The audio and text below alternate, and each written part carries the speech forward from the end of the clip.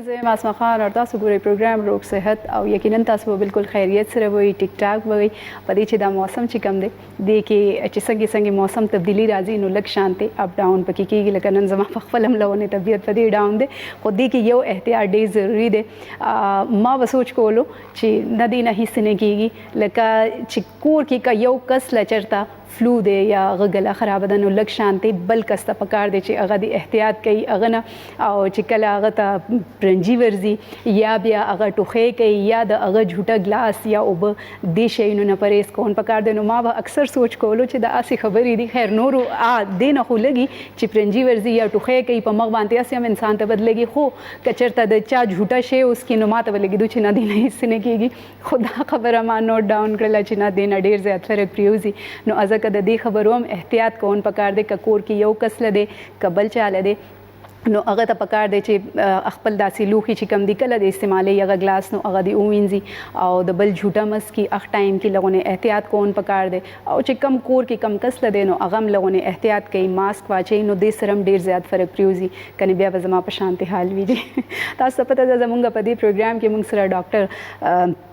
حسیب علی خان زاده موجود وي غفار هومیوپیتھک فیملی کلینک نه او اسلام آباد کې هم هغه تشریف کړي او تاسو کچرته اسلام آباد کې وزټ کوون غواړئ هغه په کلینک باندې تلن غواړئ نو تاسو هلته تللی شئ هفتې کې 3 ورځې چې کم دی ډاکټر حسیب علی خان زاده په خپل کلینک کې موجود وي او هغه کې د پیر منګل بود نو تاسو وخت ټایم کې تشریف وړلی شئ په دې چې ډېرې داسې بیماریانې وي چې باز ټایم په فون باندې انسان نه پوهېږي نو زه وایم یو ضروري مخامخ یو چیک اپ چې کم دی هغه ضروري وي چې هغه ټایم تاسو وزټ وکړئ ډاکټر ته لاړ شئ هغه پراپر یو معاینه وکړي که څه ټیسټ ضرورت وي هغه وکړي که ضرورت په مطابق وي هغه نه پس ستاسو یو ښې طریقې سره میډیکیشن شروع شي او وړې وړې بیماریانې چې کوم وي هغه خو انسان فون کال باندې هم معلومي کی تپوسو کی نو پته ولګيږي او نور ورځو کې جی ډاکټر صاحب چې کم دی جمعرات باندې او جمعرات باندې ډاکټر صاحب کی نه پېښور کې مین ګلبهار روډ پېښور او جمعې پر ورځ چې کم دی ډاکټر صاحب کی نه اسماعیلا ثوابي کې او اتوار پر ورځ چې کم دی سبا ان شاء الله کانجو ټاونشپ سوات کې به ډاکټر صاحب کی نه د پېښور او د ثوابي او د سوات ټایمینګ چې کم دی سحر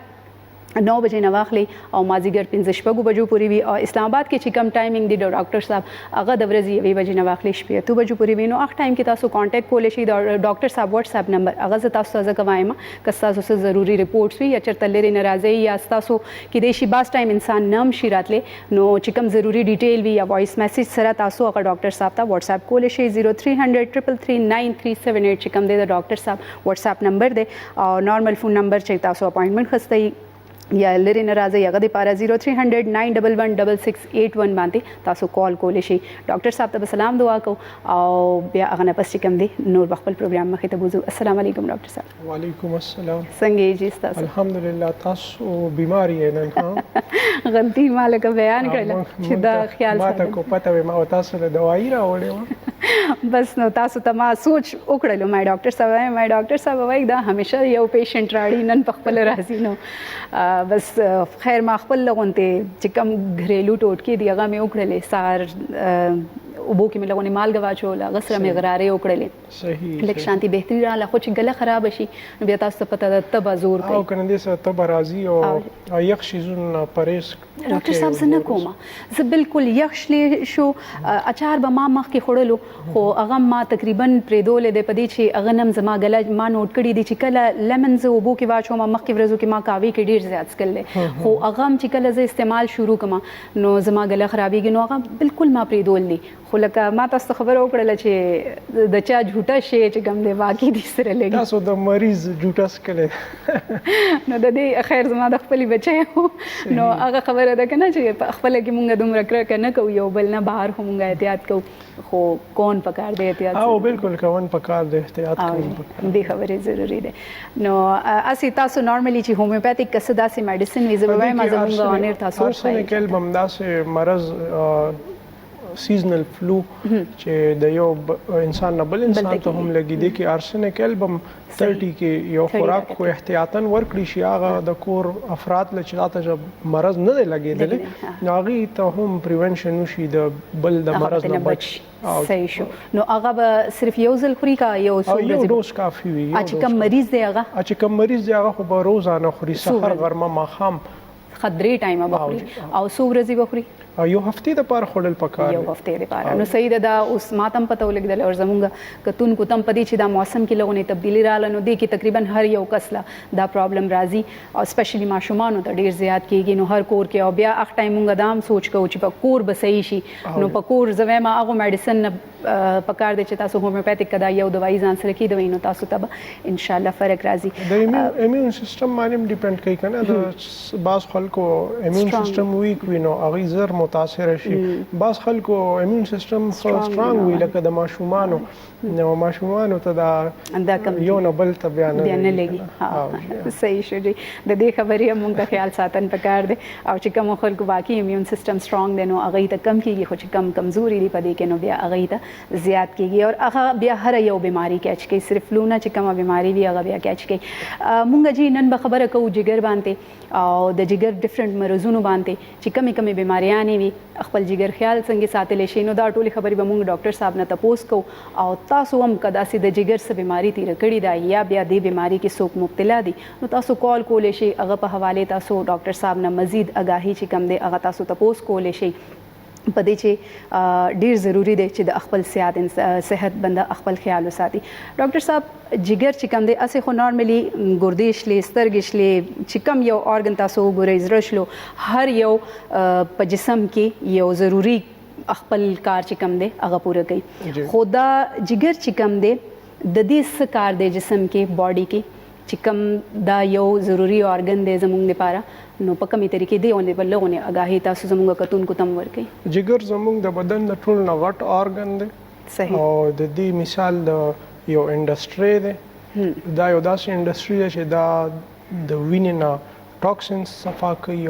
صحیح. د دې نه علاوه دا ځان سره لږ مقدار کې وینه هم سٹور ساتي ان کیس چرته حادثه وشي بلیډینګ وشي نو هغه کوم وینه چې د جګر کې سٹور وي هغه کمې په پوره کوي. او د دې نه علاوه د جګر کردار زموږ د نظام انهضام کې هم اهم کردار دی. دا دوه درې رول شي دا اهم دي. بنیادی د دې د وینې نه زهريله ماده صفا کول دي. صحیح شلو. او جګر چې کوم دی ډاکټر صاحب چې کوم خلکو جګر یا صحیح نه وي خراب وي هغه ته بس څنګه پته لګي هغه د پاره به هغه صدا سي ټیسټ کوي چې هغه ته پته ولګيږي چې زموږ جګر آیا صحیح کار کوي او کنه کوي. لیور فنکشن ټیسټ. صحیح. لیور فنکشن ټیسټ نه موږ ته د جګر د کار واضحه طریقې سره پته ولګي چې آیا لیور خپل فنکشن صحیح کوي خپل کار صحیح کوي کو نه پرابلم پکې شته دی. صحیح ده. تاسو ال ټي ریزډ وي تاسو بیلروبین ریزډ وي تاسو اس جی پی ټي ریزډ وي نو دا د خبرې علامت دی چې تاسو جګر کې سناسه خرابي سناسه مسله پکې روانه ده نو هغه د پاره بیا ټیسټ کول ضروری شي. صحیح ده جی.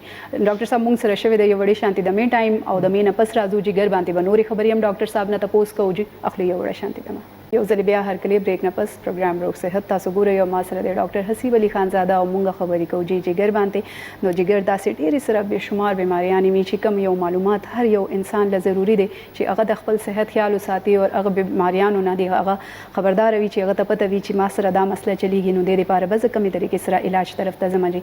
نو که تاسو هم څه تاسو کوون غواړئ تاسو کال کولای شئ ډاکټر صاحب نه آگاهی غوښتل شئ په هغه باندې او کچا سره بیا هم د جګر داسې بیماری یا تیر شوي وي یا تیریږي نو هغه دی لپاره ډیر ضروری دی چې هغه دی مزید معلومات واخلي او هغه دی هم د خپل صحت خیال وساتي. ډاکټر صاحب نو یو خدا پته ولګیدل چې د سره کستا سوچ کم داسې نور پکې شي نه زیات راشي نو هغه بیا تاسو ضروری وي چې ټیسټ طرف ته ځئ جی. خو چې کله تاسو ته د هغه ټیسټ هم پته ولګيږي بل فرض تاسو جګر کې څه مسله روانه ده نو هغه د لپاره میډیکیشن چې کله مونږه سٹارټ کوو هغه د لپاره بس طریقې کار وي هغه به مونږه لکه د سمره مودي وي او په کومه طریقې باندې هغه میډیسن مونږه استعمال کوو. ګوره جګر د ډیرو خبرو د وجې نه خرابې دي شي ټیک شو. بعض اوقات د یو بل بیماری اثر هم په جګر ورځيږي یو بل ارګن خراب دی هغه اثر په جګر لکه اوس د تریخ مثلا د تریخ کانې دی د تریخ کانې دی او هغه راشي بایل ډکټ کې اون خطو ډکټ بلاک کو نو جګر ته نقصان رسي تاسو بیلروبین بډر په بر روان شي ټیک شو. د دې علاوه درې قسمه خبرې دي مین د جګر یو د جګر انفیکشن یعنی هپاتایټس A B C D ټیک شو. د دې علاوه فیټي لیور دا هم جګر خرابوي ټیک شو. صحیح. د دې نه علاوه چونکې زموږ پښتنو معاشره کې خو د الکوهل کنزمپشن دوره نشته دی، خو بار دنیا کې د جګر د خرابوالي یو د ټولو نه غټه وجه الکوهل کنزمپشن دی. ټیک شو. صحیح. او دا درې واړه بیمارۍ جګر تقریبا یو طریقې سره خرابوي. صحیح. ټیک شو. او بیا دې کې سټیجز دي، په وخت کو د دې مخنیوي وشي او صحیح علاج وشي نو جګر د خرابېدو نه بچ شي. صحیح. او په وخت باندې دغه انفیکشن مخنیوي ونه شو او هپیټایټس لګیا دی یا فیټس چې دي نو هغه په لیور کې اکومولیټ کیږي لګیا دي یا الکوهل کنزیومر دی هغه الکوهل نورم سکی لګیا دی الکوهل نه باندې نو دا جګر داسې سټیج ته ورسي چې هغه سټیج کې دا جګر چې دی نو دی شرینک شي چې دی یو پیر شرینک شو. شرینک معنی لیور سکلیروسس. ټیک شو. چې کله دې سکلیروسس وشو بیا دا دغه سټیج دی چې دی کې د لیور ترانسپلانت ضرورت راځي مریض ته، ځکه چې دغه سټیج کې بیا مریض خېټه کې اوبه بار بار کېدل، سټول کې وینه راتلل، د وینې الټای کول، دغه سټیج ته چې مریض ورسي نو دغه وخت مریض ته د جګر د پیوندکارۍ ضرورت پیښ شي. دغه سټیج نه مریض ریورس کېدل ډېر ګران وي، خو بیا هم کو دغه مریض صحیح طریقې سره مینجمنت وشي په دوايانو باندې د خپل خوشګوار ژوندۍ تیری دي شي کو د خپل ډایټ کې لګونته چینجز وکړي. صحیح. نو ډاکټر صاحب چې سیروسس خبره تاسو وکړه چې کوم خلکو ته هپیټایټس سی شوی وي په خپل لایف کې، ډېر داسې پیشنټ ما کتل دي چې هغه هپیټایټس بالکل ټیک راشي، هغه نه پس هغه نارمل ژوند طرف ته راشي، هغه خو بیا هم کله کله د هغه طبیعت سناسه وجې نه خرابېږي نو هغه جګر چې کم دی هغه خو لکه مخامخ چې کم ټیسټونه راغلي وي هغه کې خو هغه دا بالکل راغلي وي چې دا نیگیټیو دی او دا بالکل ټیک شوی دی جی، خو هغه نه پس هم هغه ته سیروسس وشي د هغه لپاره کم یو ټیسټ داسې کون پکار دی په ټایملی چې هپیټایټس سی خو هغه تیر کړی دی او هغه نیگیټیو راغلی دی، خو بیا هغه لپاره څه ټیسټونه وکړي چې هغه ته پته وي د هغه جګر هم بالکل صحیح دی که ډېر زیات نقصان یې ولا رسولی دی. زیات تر کیسونو کې د هپیټایټس پی سی آر نیگیټیو راشي او جی خو بدقسمتۍ سره چې کوم د هپیټایټس وایرس دی یعنی جراثیم دي دی ختم شوي نه وي، دی مړ شوي نه وي، دی د دوايانو د وجې هغه 3 میاشتې کورس د وجې دی یو هایبرنیشن موډ ته تللی وي. ٹھیک شو. یعنی جراثیم اوده دي موجود دي په جسم موجود دي اینی ټایم دی واپس اکټیویټ کی دي شي او مریض لیټ خبر کی دي شي او نقصان جګر ته چې نو هغه مخ په وړاندې رواني. په دې وجه د هپیټایټس مریض له هر کال بعد کم از کم یو ټیسټ دوباره کول پکار دي کو جراثیم واپس سر روچتي چې دا بیا علاج وکړي شي. صحیح ده. نو ډاکټر صاحب دی کې چې کله لکه مغه خبره ته واپس راځم چې کله هپیټایټس سی تیر کړي وي کوم خلکو ته هغه ته ضروری وي د خپل جګر د یو سی ټي سکان چې کوم سکان کیږي هغه مو کی نو بالکل هغه کیږي هر د جګر مریض الټراساوند یا سی ټي سکان کیږي هغه کې پته ولګي دا هپیټایټس وایرس چې دینو دی په شورو سټیج کې چې کله دی وینه کې موجود دی د جګر له دوره نقصان نه ورکوي خو که د دې مخنیوي نه شو د دې علاج نه شو نو دی بیا جګر له نقصان ورکول شروع کی. بعض سټیجز کې خو ارلی ډایګنوز شي ارلی ټریټ شي مریض بچ شي، بعض سټیجز کې داسې وشي چې مریض سفر کوي چې طبیعت ډیر زیات خراب شي هسپتال ته ورسي پته ولګي نو جګر ته هم کافی نقصان رسیدلی وي. کله چې جګر ته نقصان ورسېدو نو ستا زندگی لږه غونته کمپرومایز شي. ٹھیک شو. ځکه چې ستا د وجود یو مین انډستری د وخت صحیح کار نه کوي. ٹھیک شو. دغه انډستری ستا د وینې نه ټاکسینز یعنی زهريله مواد صفا کوي. ٹھیک شو. اوس کو ته چې هوټل کې خوراک وکې نو ستا جګر ټیک دی، جګر با هغه زهريله مادي چې کم بهر د هوټل ګنده خوراک کې موجود دي هغه به جګر صفا کتاب بچ کی. خو کو ستا جګر کمزورې دی، ستا جګر اوس وینه صحیح طریقې سره نه صفا کوي نو کو ته داسې غلط خوراک وکې هغه کې ټاکسینز رالو نو دغه ټاکسینز به ستا د جګر نه پاس کیږي، ستا په وینه کې به نور آرګنز ته رسي او تا ته به ډیمیج کی. ایون دی پورې چې د جګر د کمزورۍ د وجې یو بیماری کاس کیږي هغه بیماری ته موږ وایو ویلسنز ډیزیز. ٹھیک شو. ویلسنز ډیزیز کې داسې کار وشي چې کوپر یو ماده د کوپر ټاکسیک میټل دی کنه هغه د جګر د کمزورۍ د وجې لاړو وینه کې شامل شو، وینه کې ته دماغو کې سرکولیشن وکړو، چې دماغو کې سرکولیشن وکړو د هغې په نتیجه کې دا ویلسنز بیماری کاز شي، یعنی لیونتوب. هغې ته لیونتوب ساده الفاظو کې موږ وایو ځکه چې د ویلسنز ډیزیز کوم علامات دي ظاهري هغه یو پاگلپن په شان دي. ټیک شو. صحیح. د دې نه علاوه ماشومانو کې اکثر د پیدایش نه پس جګر صحیح طریقې سره کار نه وي شروع کړی، د هغې وینه کې بلروبین ډېر زیاتیږي یو داسې سټیج ته ورسي 15-20 ته چې هغه دماغو کې نقصان وکړي او ماشوم د ټول زندګۍ دپاره معذوره شي. ټیک شو. خبرې مطلب دا دی چې د جګر نارمل فنکشن کول د ټول وجود صحتمند اوسېدو دپاره ضروري دي. جګر عموما چې کله جګر خراب شي نو عموما ستا د وجود ټول ارګنز د دې نه متاثره کیږي. کو هغه ستا ګردې دي، کو هغه ستا تورې دي، تریخې دي. ټیک شو. پنکریاس دی، کو هغه ستا کولمې دي، یا هغه ستا میوکوسا ممبرین دی، لکه خولې نه ودې بلیډینګ شروع شي. ټیک شو. وینه نری شي پکې، کوم ځای چې وینې ته لار میلاویږي بس هغه وځي. نو د جګر نارمل فنکشن د ټول وجود دپاره ډېر ضروري دی. صحیح ده. یو ښه چې کله ستاسو جګر به صحتمند وي نو ستاسو پوره وجود به ورسره ټیک وي.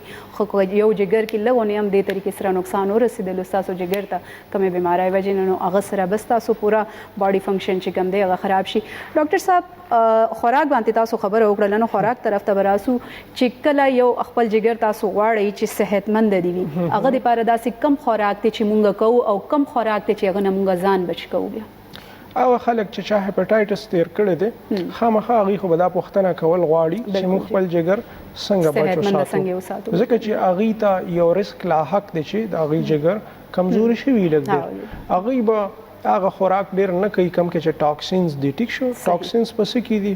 د فیکټریک جوړ شوی خوراک کې. ټیک شو. ټاکسینز په څه کې دي؟ پروسیسډ خوراک کې، فریز شوی خوراک کې. ټاکسینز په څه کې دي؟ د پیکټو بند شوی خوراک کې. ټیک شو. ټاکسینز ډېرو شیزونو کې داسې قسم شیزونو نه به پرهیز کوي. بیا ښه خوراک وله څه دی؟ ښه خوراک کې ستاسو سبزیانې دي. ټیک شو. سبزیانو کې قدرتی طور ډیټاکسیفاینګ ایجنټس دي، یعنی سبزی په خپل ډیټاکسیفیکیشن کوي. نو سبزی کو ته خوري، ویجیټیبل گرین ویجیټیبلز، گرین فروټ، سبزیانې فروټ ته خوري، نو هغه ستا جګر سره یو قسم سپورټ هم کوي. ټیک شو. جګر سره ستا یو قسم هیلپ کوي چې زه ته کمزورې نو موږ هم د سره رالو، موږ هم د ډیټاکسیفیکیشن کار کوو او د ټاکسینز به د وینې نه د سره صفا کوو. نو سبزیانې دي کې ډېره هم دي، هول ګرین یعنی د غنمو اوړه شو، جوار شو، داسې قسم. ټیک شو. دا قسم خوراک. او بل دی کې د پیراسټامال استعمال چې څومره زیات شوی دی.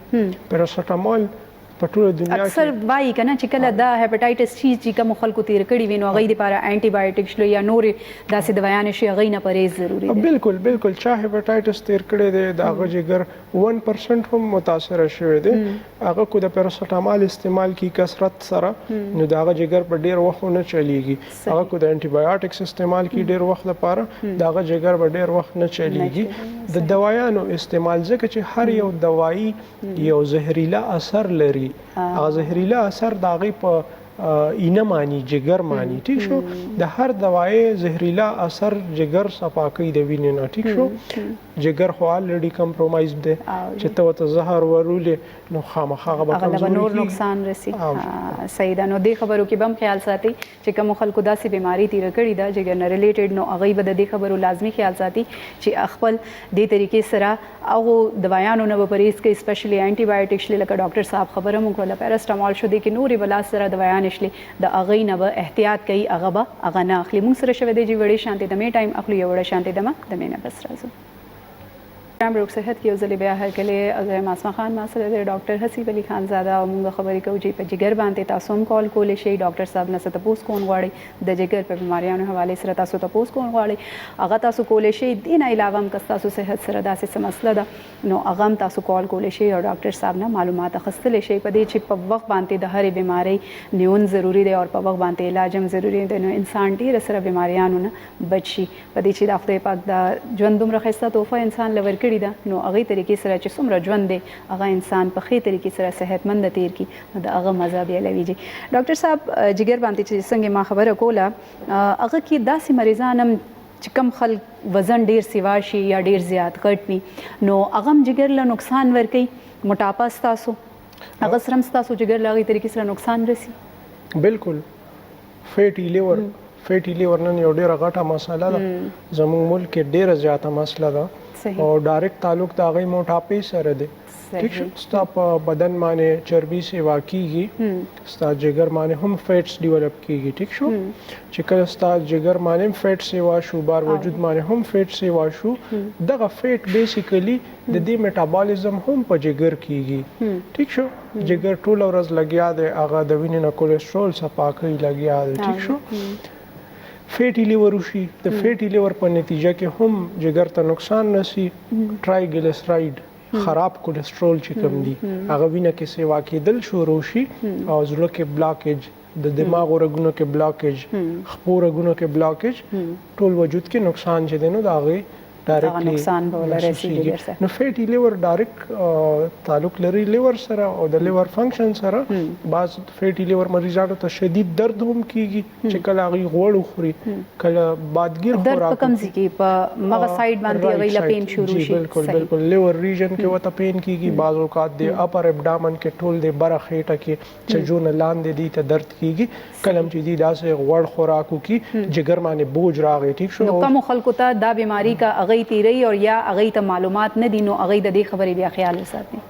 بالکل دغه جگر چربي هم بعض اوقات لیور سکلیروسس ته بوزي لیور د شرینک کی دا هم مریض ایڈوانس لوی بیماری طرف ته انسان لاړ شي سټیج لیور فیلیر ته مریض بوزي. نو د دې خبرو هم خیال ساتن پکار دی. موږ سره کالر دی. هلو السلام علیکم. ہیلو السلام علیکم. وعلیکم جی میں لاہور سے بات کر رہی ہوں. جی آپ ہاں جی پتہ ہے میری بیٹی ہے جی اس کو پتہ ہے آکسیجن مصنوعی لگی ہوئی ہے. ٹھیک ہے صحیح. ہاں مصنوعی آکسیجن لگی ہوئی ہے تو اس کو نا اس کا جو یہ لنگز ہے نا وہ کہتے ہیں ڈیمیج ہو گیا ہے. کس وجہ سے؟ اچھا بس اسی طرح کرتے کرتے علاج اس کو 3 سال ہو گئے ہیں. کس وجہ سے انہوں نے کہا ہے کون سی بیماری پہلے انہوں نے گزاری ہے؟ پہلے بیماری نہیں پہلے ہلکی پھلکی بیماری تھی تھوڑا سا کھانسی سے بگڑتا وہ لنگس پر آ گیا ہے. صحیح ٹھیک ہے ہاں جی تو اس کا کوئی علاج ہے؟ ڈاکٹر تو کہتے ہیں اب نہ تو اس کی آپریٹ کر سکتے ہم. میں اس پہ تفصیلاً بات بھی کروں گا اور آپ کو کچھ دوائیاں بھی تجویز کروں گا. انشاءاللہ آپ کی بچی کو بہت افاقہ آئے گا. میں اس پہ بات تو نہیں وہ مصنوعی آکسیجن اتر جائے گی اس کی؟ انشاءاللہ ضرور اترے گی. میں اس حوالے سے بات کروں گا آپ توجہ دیجیے گا. آپ کب بات کریں گے؟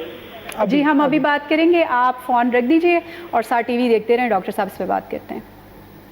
جی ڈاکٹر صاحب تو یہ بھی بڑا پریشان کن مرحلہ ہے کہ آپ کے گھر میں ایک نوجوان بچہ جو ہے وہ آکسیجن کا محتاج ہو گیا ہے. شاید کوئی دمے کی بیماری یا کوئی لنگز میں انفیکشن ہوا ہوگا جس کی وجہ سے لنگز کولیپس کر گئے ہیں اور جو فلو بھی کہہ رہی تھی کہ ریگولر ہوتا تھا. ہاں جی الرجی ٹائپ اس کو شاید پہلے ہوا ہوگا. تو خیر لنگز ابھی ان کے کولیپس کر گئے ہیں. آکسیجن کی ایکومولیشن جب لنگز میں صحیح طریقے سے نہ ہو تو سچوریشن گرنا شروع ہو جاتی ہے اور مریض کو سانس میں بہت تکلیف ہوتی ہے.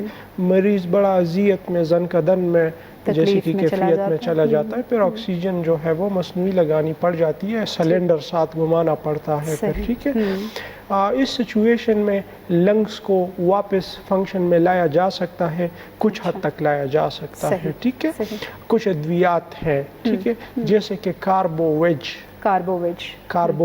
200 پوٹنسی میں اگر یہ شروع کروائیں صبح اور دوپہر اور شام تو انشاءاللہ مجھے امید ہے 5 ڈراپس مجھے امید ہے کہ انشاءاللہ ان کی سیچوریشن بہتر ہونا شروع ہو جائے گی اور آکسیجن کی ریکوائرمنٹ کم سے کم ہونا شروع ہو جائے گی. کاربوویج 200 ٹھیک ہے. دوسرے نمبر پہ ہے ڈیجیٹیلس بھی آپ کے فیلڈ آرگنز کو واپس زندہ کرتی ہے اٹھاتی ہے. ڈیجیٹیلس 200 کاربوویج 200 نٹرم سلف 6x میں لے لیے. جی نٹرم سلف 6x 4 گولی صبح دوپہر شام. کاربوویج 200 صبح دوپہر شام. صحیح. ڈیجیٹیلس 200 صرف ایک خوراک دن میں. انشاءاللہ اس کا استعمال شروع کریں گی تو ساتھ سچوریشن بھی دیکھیں گی, آکسی میٹر کے ذریعے سچوریشن دیکھی جاتی ہے, پڑا ہوگا ان کے پاس. تو انشاءاللہ مجھے امید ہے کہ ان کی آکسیجن کی ریکوائرمنٹ کم ہو جائے گی. ساتھ میں آن اینڈ آف ماسک اتار دیا کریں, آکسیجن اتار دیا کریں.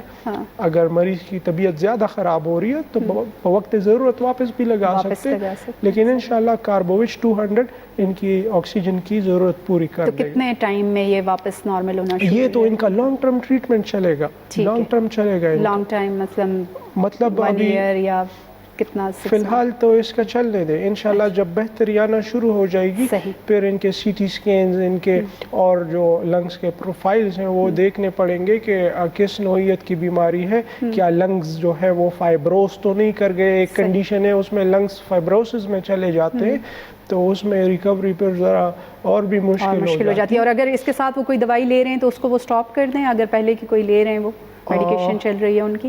یہ فی الحال تو وہ بھی ساتھ چلتی ہے, وہ ساتھ چلنے دیں. جی بالکل, ان کو چاہیے کہ ہمارے واٹس ایپ نمبر کے اوپر آپ کو بچے کی فائل بھیجیں, انشاءاللہ شاید ہم ان کی ہیلپ کر سکیں, بچے کو اذیت سے نکال. بالکل, یہ ڈاکٹر صاحب کا واٹس ایپ نمبر ہے 0300339378.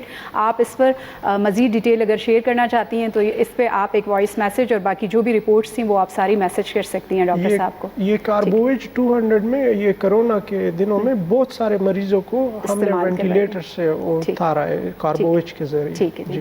ہلو, السلام علیکم. وعلیکم السلام. جی کم زنه اور سو خبرې کوي جی؟ زه سعودي عرب نه خبرې کوم. ما یو تر ده کنه جی دا هغه د درزېدو ډېر زیات دي. د زړه څه زیات دي؟ درزېدن زیات خبرو دي کنه. ٹھیک شو. عمر یې څومره به تقریبا؟ عمر د څومره 50 کال دی تقریبا. او غبرهټ خو ورته نه کیږي, یاره خو په نه راځي. یریږم او بالکل یریږم, غبرهټ راته راځي. او په خاندان کې د زړه مرض شته د رونو خویندو ته؟ د مور او د مور. صحیح ده, ٹھیک شو. او په سینه باندې درد خو نه راځي؟ نه په سینه درد نه راځي. او مزل چې کوي نو ساه خو نه خرابېږي؟ مزل چې ساه خرابېږي چې روان وي دا صاحبانه زړه درځيږي سره زړه درځيږي ټوټل. صحیح ہے, ٹھیک شو. یو دوايي وته خیم دا وته شروع کې انشاءالله خبر وي, بیا دی له مزید چیک اپ کول پکار دي. دی باندې خبره کو. صحیح ده جی. ها جی, بعض اوقات د زړه درزا ٹھیک شو د دې په شا باندې د زړه څه بیماری نه وي, ٹھیک شو. صحیح. بعض اوقات د انزایټي د وجه, غبرهټ د وجه هم د زړه د پلپیټیشن کیږي, داسې واشي, ټیک شو. اکثر هغه مریضان چې کم حساس وي, سنسټیویټي د چا زیاته وي, نو هغوی ته د زړه دړکن پلپیټیشن زیات کیږي. دې کې ایکونایټ 200 کې صحیح یو خوراک ورځ کې خوړن پکار دی. صحیح ده. ایکونایټ 200 کې یو خوراک ورځ کې څومره؟ 8 کترې کا 15 کترې. صحیح ده. 15 کترې به تاسو دا هغه اخلي, او دین علاوه تاسو ته یو چیک اپ هم ضروری دی چې یو معاینه وکړئ. چې سیوا ده کنه, اکثر د زړه د امراض چې دینو دا 50 نه بعد چې دینو دا لګي, او بیا د زړه امراض چې دینو په نسبت د زنانو نارینو کې د زړه امراض ډیر زیات دي. یعنی چې 100 مریضان وي د کارډیالوجي په وارډ کې, نو هغه کې 90 مریضان 90 مریضان نارینه وي او 10 مریضان چې دي نو هغه زنانه وي. نو دا پروبابیلیټي هم شته چې کېدای شي چې آرټریز کې څه بلاکیج وي. نو هغه لپاره یو معاینه ضروری ده چې چېرته ښه ډاکټر ته لاړ شي. ودی خی جی. هلو, السلام علیکم. هلو هلو ہیلو, السلام علیکم جی. آواز درځي؟ جی بالکل آواز راځي. تاسو کوم ځای نه اور څو خبرې کوئ؟ هلو جی, تاسو دوباره کال چې کوم دی هغه ټرای کړئ. تاسو صرف هلو راغلل او هغه نه پس تاسو آواز بند شلو. جی ډاکټر صاحب, واپس به جګر طرف ته راشو. د هغه بیماریانو باندې خو مونږ خبرې وکړلې, خو د هغه علاج طرف ته به راشو چې هومیوپیتھک کې یو بهترین علاج د جګر مختلف بیماریانو تاسو سره موجود دی. بالکل موجود دی. بالکل موجود دی. د جګر د علاج د می ټایم شوی دی. د می نه پس وجي د جګر چې کومې بیماریانو باندې مونږ خبرې وکړلې, د علاج طرف ته هم راځو. هغه هم ډاکټر صاحب نه تپوس کوو, نو مونږ اخلو یو وړه شانتي دمه د می نه پس راځو. یو ځل بیا هرکلی زه اسما خان او ما سره د ډاکټر حسیب علي خان زاده غفار هومیوپیتھک کلینک نه دي. که تاسو څه تپوس کوون غواړئ او هغه لپاره کال کولی شئ, او ورسره موږ سره یو کالر هم په لاین موجود دی. جی هلو, السلام علیکم. او چې دا خبره کومه په داخل نه جی څه پوښتنه کول غواړئ تاسو؟ حاجی زما والد ته تقریبا 7 کال عمر دی دا هغه په مثانه کې هغه د پروسټیټ 35 ګرام جی جی جی دا هغه د پاره د سیدا دوی چې هغه ختم شو نو څه ګورم خوري او هغه ګورې ته کمزوري کولم کوي ٹھیک شو پروسټیټ لپاره ٹھیک شو دا په خپل دوايي راته وایي چې ځان سره ودی کوم او ورته او ولې نه بالکل تاسو ته خیم نه راواخلې ځان ته ان شاء الله چې پروسټیټ بس تاسو 20-21 ګرام ته راشي ان شاء الله ان شاء الله صحیح صحیح دی جی ډاکټر صاحب د پروسټیټ مسله څنګه چې زنانو کې د بچدانۍ د رسولو مسلې راځي اووریز کې سیسټ راځي دغه شان نارینو کې د یو سرټن ایج نه بعد 40s 50s نه بعد د پروسټیټ مسایل چې دي نو دا کامن دي ټیک شو زیاتر نارینو ته دا مسله پیښیږي د دې د وجې مسایل سره راځي هغه نن په کار ځان خبر کې د دې د وجې د وړو بل نالای لګه کنستریک شي صحیح هغه کې لږ تنګوالی راشي چې پروسټیټ غټ شي او تشي امتیاز نه خارجيږي مکمل بلیډر تشيږي نه نو مریض بیا ځي واشروم ته بیا ځي د دې لپاره هومیوپیتي کې بهترین دوايانې موجود دي د ټولو نه بهترین دوايي د پروسټیټ انلارج پروسټیټ شرینکولو لپاره سبل سر کیوں پوټنسای کې 10 قطرې سحر 10 قطرې ماښام ان شاء الله چې دا اخلي د سبب د دې پروسټیټ سایز راشرینګ شي او چې کله د پروسټیټ سایز راشرینګ شو نو د وړو بولو نالۍ به آزاد وي او نو څومره مودې پرې بخوري دا دوايي دا 3 میاشتې کم از کم 3 میاشتې پورې خوړل پکار دی پروسټیټ دوره زیات نه دی انلارج 35 ګرام دوره زیات نه دی دا به کور شي زر ان شاء الله جی نو 3 میاشتې پرې د دې میډیسن تاسو ریګولر استعمال شروع کړئ نو ان شاء الله فرق راشي هلو السلام علیکم وعلیکم السلام میں راولپنڈی سے نشا بول رہی ہوں ڈاکٹر خانزادہ سے بات ہو سکتی ہے جی بالکل ہو سکتی ہے وہ آپ کو سن رہے ہیں آپ پوچھ سکتی ہیں جی ڈاکٹر خانزادہ السلام علیکم کیسے ہو ٹھیک ہو جی الحمدللہ آپ کیسی ہیں کیا پوچھنا چاہیں گی آپ الحمدللہ میں اصل میں چیک کرنا تھا میرا نا چہرے پہ الرجی ہو جاتی ہے بہت زیادہ خارش ہوتی ہے خارش بھی ہوتی ہے اور جلن ہوتی ہے ساتھ نا ٹھیک ہے تو اس میں پھر مجھے نا زیادہ کھجلی کر کے تو وہ اوپر سے سکن جو ہے نا اپنی جگہ سے یعنی کہ وہ ساری جلن شروع ہو جاتی ہے ہٹ جاتی ہے ٹھیک ہے تو میں چاہتی ہوں کہ آپ کی دوائی استعمال کروں میں اپنا انگریزی دوائی استعمال کر کے نا تو ابھی تھک گئی ہوں یعنی کچھ عرصے کے بعد دوبارہ ہو جاتی ہے بے فکر ہو جائے ختم نہیں ہوتی بے فکر ہو جائے بہن بہت پریشان ہوں میں اب اللہ خیر کرے گا میں آپ کو دوائیاں تجویز کروں گا انشاءاللہ سٹرزین سے آپ کی جان چھوٹ جائے گی بڑی مہربانی بہت شکریہ آپ کے والد کو اللہ تعالیٰ جنت میں جگہ دے میں ان کو بھی بہت سنتی تھی آپ اللہ تعالیٰ ان کو جنت میں جگہ دے اللہ حافظ تو تھوڑی سی بات ان کے لیے اردو میں بھی کر دیں گے اکثر نا ادھر اردو کے پروگرام میں نا کال آ جاتی ہے پشتو کی تو پشتو والے میں آ جاتی ہے اردو کی ٹھیک ہے بالکل ایسے کالرز ہیں ظاہر ہے جو نہیں بول سکتے ہیں پشتو ہاں تو یہ ان کو جو شکایت ہے اس کو ہم آرٹیکیریا کہتے ہیں آرٹیکیریا ایک الرجی ہے ٹھیک ہے یہ بعض اوقات چہرے پہ مریض کو سمٹم شروع جلن ہوتی ہے برننگ ہوتی ہے خارش ہونا بھی شروع ہو جاتی ہے اور سرخ قسم کے دبے بھی بننا شروع ہو جاتے ہیں اس میں سٹرزین کا استعمال کر کے مریض بہت تنگ آ جاتے ہیں پھر وہ الٹرنیٹو ٹریٹمنٹ کی طرف اپروچ کرتے ہیں اس میں نمبر 1 دوائی ہے بیسیلینیم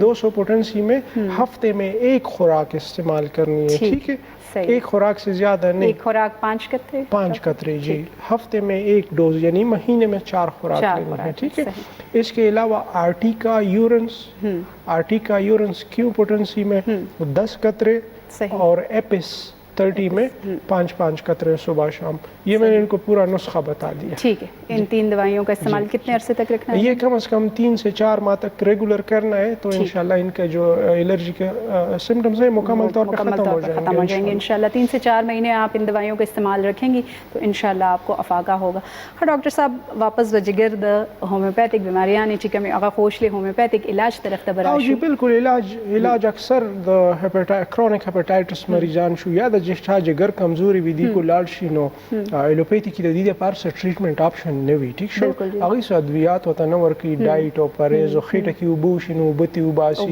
ټیک شو داسې قسم هغه دا ټیکل کوي اور دا ډیر تکلیف دی مرحله وی چې کله وبو خامخا تکلیف دی عمل وی مریض شته غوخه او خړا یا شته ډیر څه اویلی خوراک یو نو بس ټک خېټه کې وبو شو بیا په هسپتالونو کې شپې او کور والا مزیت کې مریض کو سمپازیت کې وي د داسې مریضانو د پاره د چا چې جګر کمزور دی دی کو د چیلیډونیم په 3x طاقت کې یو سلور ګوله روزانه خوري نو ان شاء الله چې د دې هاسپټلایزیشن ضرورت پر ناراضي ٹھیک شو د دې بخېټه کې وبنه کیږي دې ته په جګر درد ناراضي د دې د بدهضمۍ مسلې بني د دې بلروبین باندې سیوا کیږي د دې ال ټي باندې سیوا کیږي د دې ټول ژوندۍ به ان شاء الله چې بهترین تیریږي وسره چیلیډونیم 3x سره د خوراک مقدار په کار د چې هر خوراک دی کومه کوانټیټي کې اخلي خېټه باندې مړی مطلب لګ خوراک دی کوي چې خېټه به بالکل نه مړی نیمه خېټه باندې چې خوراک کوي نو دا مریض هیڅ نه کیږي د 50 کال ژوند پاتې 50 کال ژوند هم دی خاصه مطلب یو روټه الوګا دا نو تاسو بنی ما وخورئ بالکل دې طریقې سره تاسو احتیاط کوئ خوراک کې صحیح دی چې موږ سره وړي شانتي د مې ټایم شوه دی اخلي وړي شانتي د ما د مې نه بس راځي بیا هر کله تاسو ګوري پروګرام روغ صحت زه یم اسماء خان او ما سره د ډاکټر حسیب علي خان زاده غفار هومیوپیتھیک کلینیک نه مونږه د ټایم جګر باندې خبرې وکړلې او ډاکټر صاحب ډېری سره خبرې مشورې هم تاسو لدر کې چې کومې طریقې سره یو صحتمند جګر لپاره کم طریقې کار تاسو اختیار کول شي چې د خپل جګر تاسو خیال وساتئ او داسې بیماریانو نه بچ شي په دې چې جګر تاسو پورا باډي باندې انحصار کوي چې کله تاسو د جګر کار باغ صحیح چلیږي نو تاسو پورا باقی جسم چې کم نور اورګنز هغه هم صحیح چلیږي که یو جګر تاسو خراب شو ورسره نور اورګن به هغه طریقې سره تاسو ډیمیج کیږي نو د دې خبرو خیال ساتئ او خوراک کې هم تاسو خپل خیال ساتئ په کومې طریقې تاسو کم صحتمند خوراک خوړلی شي او چې کوم خلکو دا بیماری تیر کړي د هیپاټایټس سی شانته یو ښه مرض چې کوم دی هغه تیر کړی دی نو هغې ته به اسې هم د خوراک کې احتیاط ضرورت ویږي موږ سره کالر د لاین باندې هلو السلام علیکم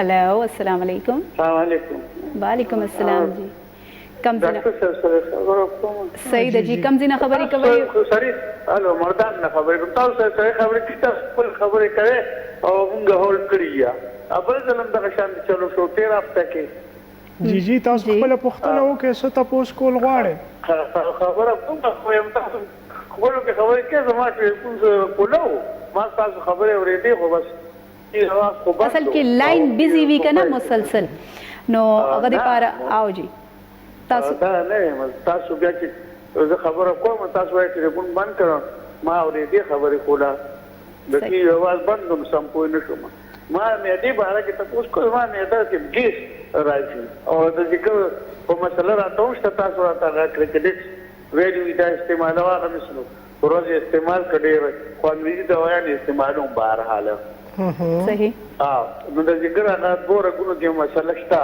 لکه ویتان دي کنه نو هغه په غوځان انګریزي دوايان استعمالوم او زمانه ده کې ګیس ډیر زیات راځي خجی ښه صحیح ده صحیح ده ګیس لپاره به تاسو ته یو دوايي وخیو دا وسره نو کتا سو ماته ویلو نو هغه زلالما پتی راځه کې نو هغه ماته چې نه دا خو یو د سره درې دوايان نورم لګیا مې خدای بیا تاسو کوم هغه سره هم نه شوي کا هغه چې نه دا ټول سلور دوايانو کورس دی او سلور وانو کا مې نه انګریزي دوايي بهر حال استعمالو ما مې دې لپاره مو صحیح شو او د ذکر لپاره خو بهر حال هغه هر وخت استعمالو ما د بلډ پريشر دا استعمالو چې کله نارمل نو کله پرمو کله نه او چې کله پزان باندې پوښم نو بیا خو دې استعمال تاسو داسې کار وکړئ چې نکسومیکا 30 کې اور لایکوپوډیم 30 کې دا دوه دوايان دا نکسومیکا 100 ټایم باندې استعمالو ما دا 3 ټایم یوز کیږي د 15 کې دا په ناره یا په ما او 15 3 ټایم جی په نهر باندې جی جی مهرباني زه اوس که تاسو تفصیل څخه خبره کړم زه بند کوم په مې باندې صحیح ده جی صحیح ده جی صحیح ٹھیک جی نو بعض اوقات مونږ پیشنټس ته دوايي یاد کو نو هغه چې سٹور ته لاړ شي نو هغه سٹور هغه په خپل سٹوري ولا سو کوله کمبینیشن ورکی وی دا پلان کې نمبر بی ام نمبر پلان کې او ایچ آر نمبر پلان کې او پته نشي ناشنا دوايان ول ورکی کم چې د هومیوپیتیک خصوصا زمونږ د هومیوپیتیک پریکټس حصہ نه ده. ټیک شو نو تاسو کو دوايي ته راخلې هغه د باندې نور دوايانې در خرڅولو کوشش کی تاسو ته وای دا نه چا غوښته ده چا نه غوښته ده بس دوايي را کولم مېرا بس نور نه پوي صحیح شه. نو هغه لپاره به د دې خبرې تاسو خیال ساتئ او چې کله تاسو ته داسې دوايي خپل مرزه باندې که هغه کیمسټ ولا درکې نو هغه تاسو نه اخلي چې کومه تاسو ته ډاکټر ریکمند کړی دا صرف هغه دوايي بل دوايي هم دا کوم چې موږ تجویز کو نو د ویلمر شواب د ډاکټر ریکویګ د جرمني دوايان ټیک شو د جرمني دوايان چې دینو دا غي موږ ذمہواری اخلو هغه به ان شاء الله تاسو خو کوي خو د یو لوکل کمپنی دوايي چې ده نو دا هغه اثر باندې موږ کانفیډنس نشو ساتلی. صحیح ده جی. ډاکټر صاحب د جګر ټرانسپلانټ پر طرف ته موږ لغونی خبره وکړو چې کوم خلکو یا داسې اراده شته یا بیا هغه کوي د هغه لغونی پروسیجر چې کوم دی هغه به تاسو منشن کوي. بالکل د جګر پیوندکاری چې ده نو د نور شارټکټ کولی پرې چې ټایم هم کم دی خو خبره به تاسو وکړي. د جګر ټرانسپلانټ اوس یو مریض دی هغه ایډوانس سټیج لیور فیلیر ته لاړو یو قسم دوايي کار نه کوي نه ایلوپیتھک نه هومیوپیتھک نه یو قسم دوايي کار نه کوي هغه خېټه کې بیا اوبه کېږي پیپ ته لګېدلې دی اوبه تې وباسي او الټۍ د وینې کوي نو جګر ټرانسپلانټ کو د هغه وشي نو د هغه زندګي بچ کېدی شي ادروایز هغه خو روان دی د مرګ خولې ته نن کې سبا کې میاشت کې نو دا ایزیلی وشي. د لیور ټرانسپلانټ ډېر کامیاب ټرانسپلانټ دی چې صحیح ډونر ملو شي میچنګ صحیح شي.